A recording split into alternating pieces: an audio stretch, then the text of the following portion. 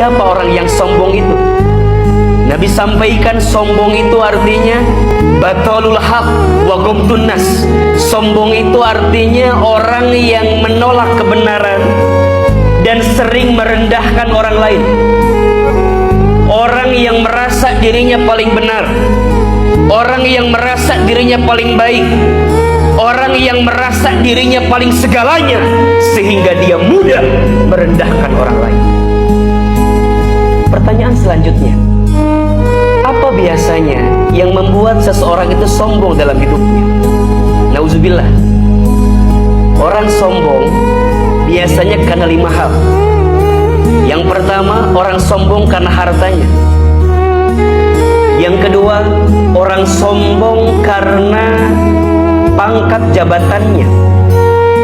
Yang ketiga, orang sombong karena parasnya atau tampilan dunia yang dimilikinya. Yang keempat, orang sombong karena ilmunya. Dan yang kelima, ada orang yang sombong karena amal ibadahnya. Orang yang punya sifat sombong dalam dirinya tidak akan pernah mencium wanginya surga.